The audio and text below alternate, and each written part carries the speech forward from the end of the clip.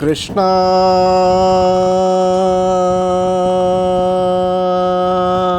ഗുരുവായൂരപ്പ ശരണം. ഇന്ന് നല്ല തിരക്കാണേ. അപ്പോൾ കുറച്ച് നീട്ടാന്ന് വെച്ചതാ. കാരണം എന്താ വെച്ചാൽ വൈശാഖ മാസമാണ്, 2ാം ശനിയാഴ്ചയായിട്ടും എല്ലാ ദിവസവും തിരക്ക് തന്നെയാണ്. ഭഗവാൻ ഉറങ്ങാൻ നേരം കിട്ടില്ല എന്ന് പറഞ്ഞ മാതിരി. എന്തായാലും ഇന്നിപ്പോൾ 2 മണിയാകുമ്പോൾ ക്ലോസ് ആയി. 1:45 നാലമ്പലത്തിൻ്റെ ചുറ്റമ്പലത്തിൻ്റെ അവിടെ തുറന്നു. അപ്പോൾ കുറച്ച് ആൾക്കാർക്ക് അതിനുള്ള സൗജന്യ ദർശനമായി. കാരണം എന്താ വെച്ചാൽ ക്യൂവിൽ വരാൻ പറ്റാത്ത ക്യൂ ക്ലോസ് ചെയ്തപ്പോൾ അകത്ത് വന്നിട്ട് എങ്ങനെയെങ്കിലും ഒരു നോക്ക് കാണാൻ വേണ്ടിയിട്ട് കൊതിച്ച കുറേ ആൾക്കാർക്ക്, കുറേ ഭക്തർക്ക് അതൊരു ഉപകാരമായി. എന്തായാലും 2 മണിയോടുകൂടി നട അടച്ചു.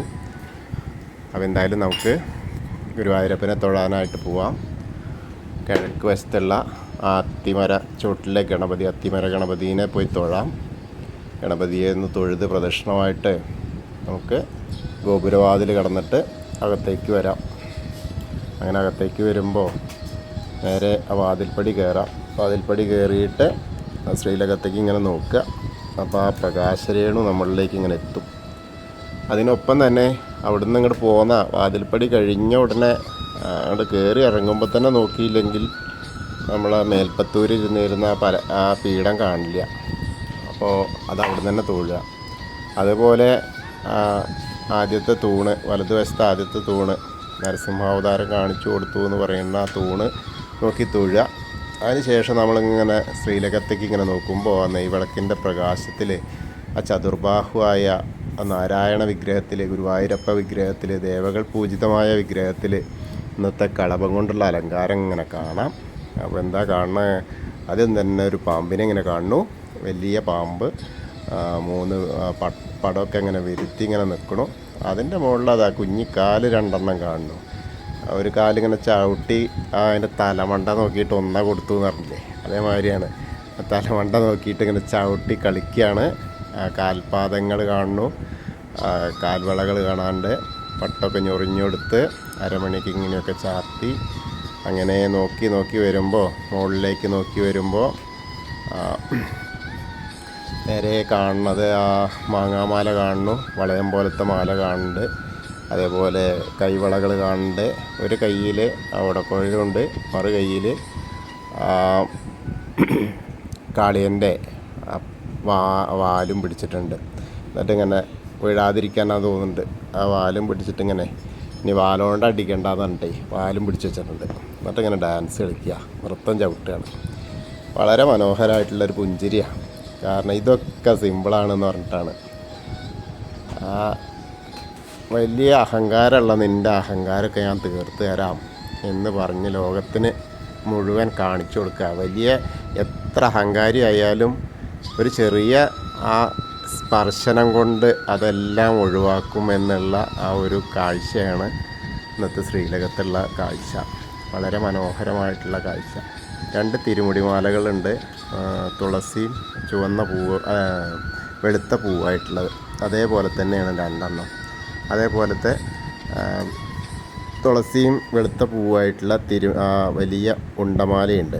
അതും 2 ഉണ്ട്. നല്ല രസമായിട്ടുള്ള ചാർത്താണ്. ഇന്നത്തെ ഉച്ചപൂജ ഉണ്ടായിരുന്നത് മേൽശാന്തി കാവപ്രമാരാത്ത് അച്യുതൻ നമ്പൂരിപ്പാടാണ്.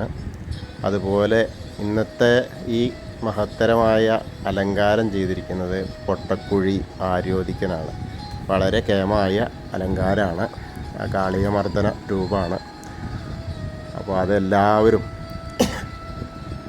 നമ്മളെല്ലാവരും ഇപ്പോൾ ഭഗവാന്റെ ശ്രീലകത്തേക്ക് നോക്കിയിട്ട് ഭഗവാന്റെ സോപാനപ്പടിയിൽ നിന്ന് തൊഴുകയാണ് എന്ന് അങ്ങോട്ട് വിചാരിക്കുക എല്ലാവരും. അപ്പോൾ മനസ്സിങ്ങോട്ട് വന്നോട്ടെ ഗുരുവായൂരപ്പൻ്റെ സമക്ഷത്തിലേക്ക്. അങ്ങനെ വന്ന് അവിടെ നിന്ന് തൊഴുത് പ്രാർത്ഥിച്ച് നമ്മൾ സോപാനപ്പടിയിൽ നിന്ന് ഇറങ്ങി നേരെ അഗ്നികോണിലേക്കൊന്ന്, വലിയ തോന്നുന്ന അഗ്നികോണിലേക്കൊന്ന് നോക്കി തൊഴുതു. അതിനുശേഷം തിളപ്പള്ളി നോക്കിയിട്ട് തൊഴാം. അങ്ങനെ വരുമ്പോൾ ഒരിക്കൽ കൂടി നമ്മൾ ആ ചുമരിൻ്റെ മുകളിലേക്ക് നോക്കിയാൽ ആലിലക്കണ്ണനെ കണ്ട് തൊഴാം. അതൊക്കെ കണ്ട് തൊഴുത് സപ്തമാതാക്കളെയൊക്കെ കാണുക. അതൊക്കെ കണ്ട് തൊഴുത് നേരെ ഗണപതിയുടെ അടുത്ത് വന്ന ഇന്ന് ആടയാഭരണങ്ങളൊന്നും ആയിട്ടില്ല, അലങ്കാരമൊന്നും കാര്യമായിട്ടില്ല. അപ്പോൾ ആയി വരുന്നല്ലോ, എന്തായാലും നമ്മൾ പ്രാർത്ഥിക്കാം. ഏകദന്തം മഹാകായം തപ്തകാഞ്ചന സന്നിഭം ലംബോദരം വിശാലാക്ഷം വന്ദേഹം ഗണനായകം. അത് കഴിഞ്ഞ് സരസ്വതി ദേവിനെ കണ്ടു തൊഴാം. സരസ്വതി ദേവിക്ക് ഒരു വെളുത്ത മാലയുണ്ട്, ഒരു തുളസി മാലയും ചാർത്തിയിട്ടുണ്ട്. അപ്പോൾ ആ സരസ്വതി ദേവിനെ കണ്ട് പ്രാർത്ഥിക്കാം. സരസ്വതീ നമസ്തുഭ്യം വരദേ കാമരൂപിണി വിദ്യാരംഭം കരിഷ്യാമി സിദ്ധിർഭവതു മേ സദാ. അത് കഴിഞ്ഞ് നേരെ നമ്മൾ ആ കോർണറിലുള്ള ചെറിയ ഗണപതിയെ കണ്ടു തൊഴാം. പിന്നെ മത്സ്യം, കൂർമ്മം, വരാഹം, നരസിംഹം വരെയുള്ള രൂപങ്ങളൊക്കെ കണ്ട് തൊഴുത് ആ മേൽശാന്തിന് അവിടെ വട്ടക്കോഴി ആരോധിക്കാനിരിക്കുന്നു. അദ്ദേഹത്തിൻ്റെ അടുത്ത് നിന്ന് അർച്ചന പ്രസാദമൊക്കെ വാങ്ങാം. ഇനി അർച്ചന കൊടുത്തില്ലെങ്കിലും അവിടുന്ന് പ്രസാദം തരും, ദക്ഷിണ കൊടുക്കണം എന്ന് മാത്രം കേട്ടോ. അത് കഴിഞ്ഞാൽ നേരെ ആ വാമനാവതാരം കാണാം, ഗജേന്ദ്രമോക്ഷത്തിൻ്റെ അവതാരം കാണാം. അത് കഴിഞ്ഞാൽ നേരെ ഗരുഡ ഭഗവാന്റെ പുറത്തിരിക്കുന്ന വിഷ്ണു ഭഗവാനെ കണ്ടു തൊഴാം. പിന്നെ അനന്തശായിയായ അനന്തപത്മനാഭനെ കാണാം. ഇന്ന് യാതൊരുവിധ അലങ്കാരങ്ങളും ഇല്ല, എല്ലാ അലങ്കാരങ്ങളും എടുത്തുന്നു. അപ്പോൾ കണ്ടു തൊഴാം. അത് കഴിഞ്ഞാൽ നേരെ ശ്രീകോവിലിൻ്റെ പുറകു വശത്ത് വന്നിട്ട് സാഷ്ടാംഗം നമസ്കരിക്കുക. അങ്ങനെ നമസ്കരിച്ച് വീണ്ടും വരുമ്പോൾ ബാക്കിയുള്ള ദശാവതാര വിഗ്രഹങ്ങളൊക്കെ കാണാം, അതൊക്കെ കണ്ട് തൊഴാം. കൃഷ്ണൻ്റെ അവിടെ ഇന്ന് എഴുതിയ മാല കാണാനുണ്ട്. അതൊക്കെ കുറേ എഴുതിയിട്ട് അവരുടെ ആഗ്രഹങ്ങൾ മുഴുവൻ എഴുതി പ്രാർത്ഥിച്ച് മാല കെട്ടിയിട്ട് കൊണ്ടുവന്ന് ചാർത്തിയിട്ടുള്ളത് കാണാനുണ്ട് കൃഷ്ണനും.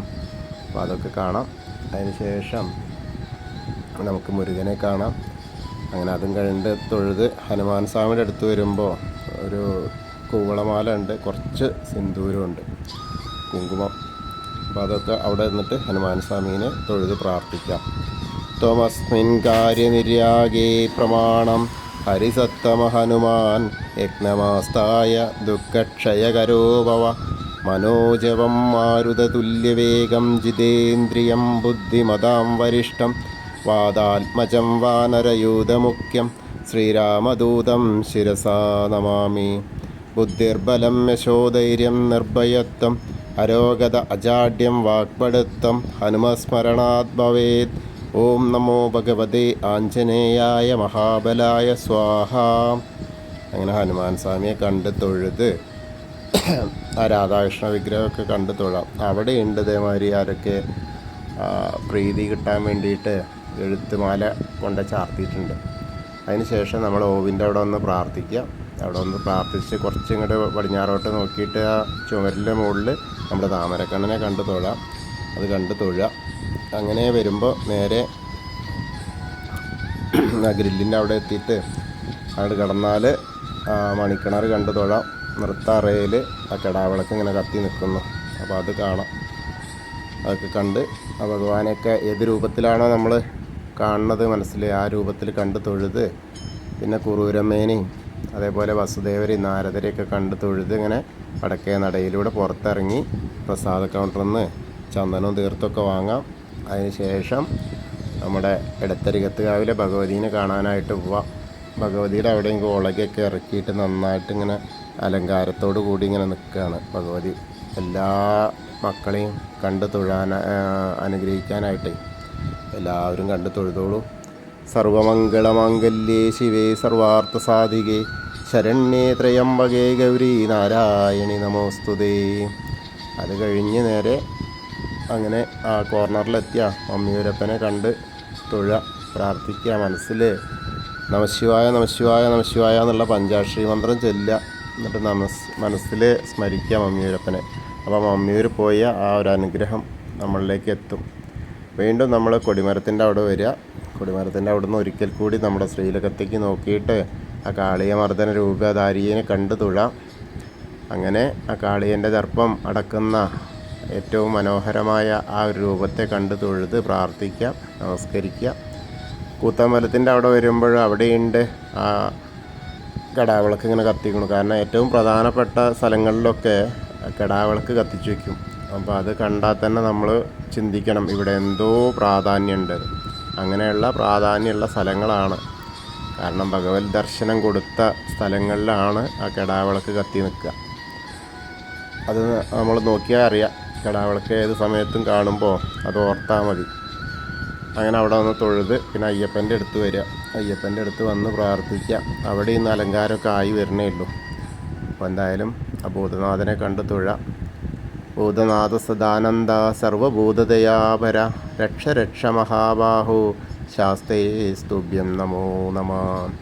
അങ്ങനെ അവിടെ തൊഴുത് നേരെ പ്രദക്ഷിണമായിട്ട് വന്ന് പടിഞ്ഞാറ നടയിൽ വന്ന ആ ദീപസ്തംഭത്തിൻ്റെ മുകളിൽ വേണുഗോപാലിനെ കണ്ട് തൊഴാം. പിന്നെ കുറച്ചും കൂടെ ഇറങ്ങി നിന്നാൽ കൊടിമരത്തിൻ്റെ മുകളിൽ നോക്കിയാൽ ഗരുഡധ്വജനെ കണ്ട് തൊഴാം. പിന്നീട് നമ്മൾ അവിടുന്ന് ഇങ്ങനെ പോന്ന് തെക്കേ നടയിലേക്ക് വരിക. തെക്കേ നടയിൽ വന്നാൽ കൂവളത്തറ കാണാം, കൂവളം കാണാം.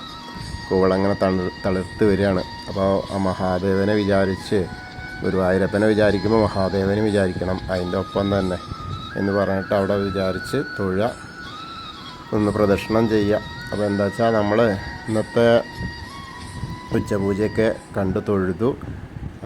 ഗുരുവായൂരപ്പൻ്റെ അനുഗ്രഹം എല്ലാവരിലേക്കും എത്തും. എന്നെ ഏത് സമയത്താണോ എൻ്റെ സ്വരം കേൾക്കുന്നത്, ആ സ്വരം കേൾക്കുന്ന സമയത്ത് ഗുരുവായൂരപ്പൻ്റെ നടയിലാണ് എന്ന് ചിന്തിക്കുക. നമ്മൾ പ്രദക്ഷിണമായിട്ട് പോകുന്നത് പോലെ തന്നെ മനസ്സ് ചലിക്കട്ടെ. അങ്ങനെ ചലിക്കുമ്പോൾ ആ ഗുരുവായൂരപ്പൻ്റെ അനുഗ്രഹം, എടത്തരികത്തുകാവിലെ ഭഗവതിയുടെ അനുഗ്രഹം, അമ്മിയൂരപ്പൻ്റെ അനുഗ്രഹം, മഹാദേവൻ്റെ അനുഗ്രഹമൊക്കെ നമ്മളിലേക്ക് എത്തും. കൃഷ്ണായ വാസുദേവായ ഹരയേ പരമാത്മനെ പ്രണതക്ലേശനാശായ ഗോവിന്ദായ നമോ നമ. ഹരേ കൃഷ്ണ. ഗുരുവായൂരപ്പ ശരണം. ഇനിയിപ്പോൾ നാളെ ഞായറാഴ്ചയാണ്, നല്ല തിരക്കായിരിക്കും. അതിനപ്പുറം 200ൻ്റെ പുറത്ത് കല്യാണങ്ങളാണ്. അപ്പോൾ എല്ലാവരും വരുന്നവരൊക്കെ അതിനനുസരിച്ച് പ്ലാൻ ചെയ്ത് എത്തുക. കാരണം ഇത്രയ്ക്കും തിരക്കുള്ള അന്തരീക്ഷമാവും. കൊടിമരം വഴി മാത്രമാണ് ഉണ്ടാവുക ദർശനം. അപ്പോൾ അതെല്ലാവരും അതിനനുസരിച്ച് പ്ലാൻ ചെയ്ത് എത്തിക്കൊള്ളുക. കൃഷ്ണ കാത്തോളണേ.